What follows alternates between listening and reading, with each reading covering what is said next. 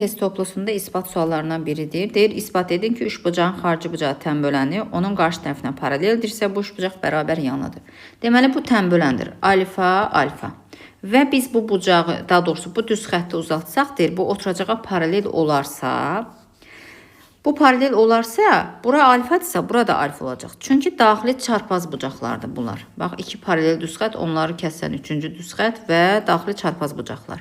Və biz də bilirik ki, üç bucağın bir xarici bucağı ona qonşu olmayan iki daxili bucağın cəminə bərabərdir. Bura beta qoysam, üç bucağın xarici bucağı 2 alfadır. 2 alfa bərabərdir.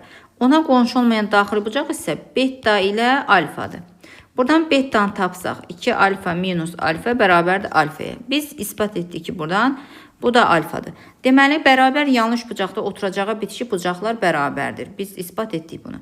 Yəni, AC, B bucağı bərabər yanıdır. Yəni, AC bərabərdir, C, B olacaq.